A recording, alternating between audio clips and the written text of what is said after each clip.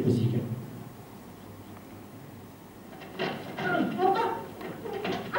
Sumayyah, Yasir dan Ammar.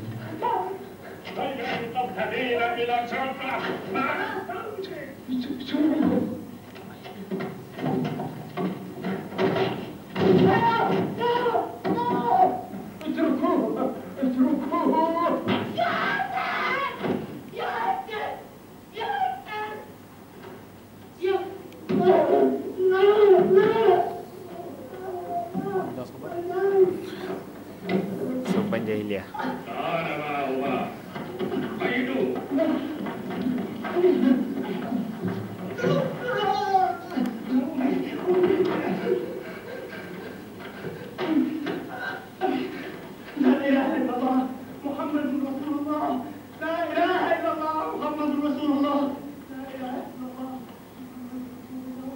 ولا تريد أن تقتل آلهة بخير واذكر هبل واذكر هبل. أشهد أن لا إله إلا الله وأشهد أن محمدا.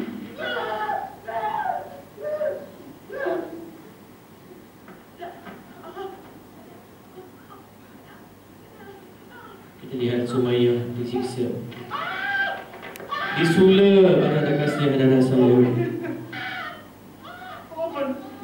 dimasukkan tombak melalui kemaluannya, disula oleh pihak-pihak Quraisy.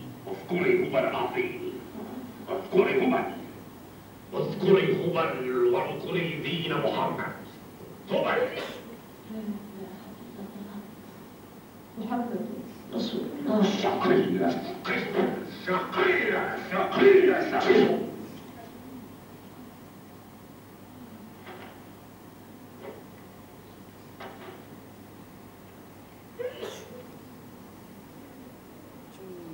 أين إلهك الواحد لينقذك؟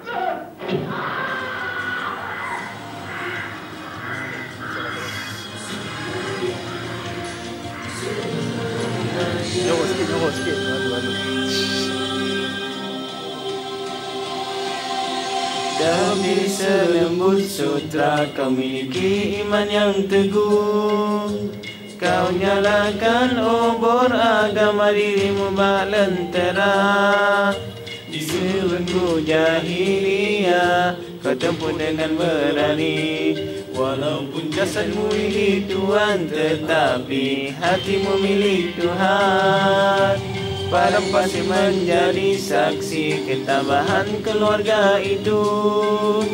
Tiga suami dan anak di baling halaman tadi, disuruh memilih iman atau kekufuran, zaman jahiliyah atau sinaran akidah. Sabarlah keluarga Yasin, bagimu syurga di sana. Dan kau pun tega memilih syurga, walau terpaksa mengorban nyawa. Namun tombak tajam menikah, jasadmu yang tiada bermaya. Namun iman di dalammu sedikit tidak berubah.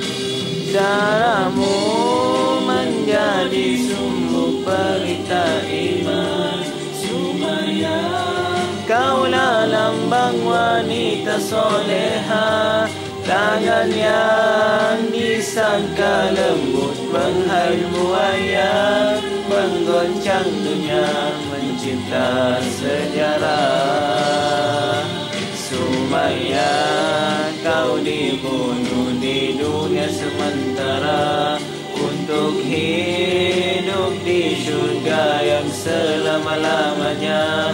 Kaulah wanita terbaik, sebaik manusia. Namamu tetap menjadi sejarah. Ya, saudara kasih,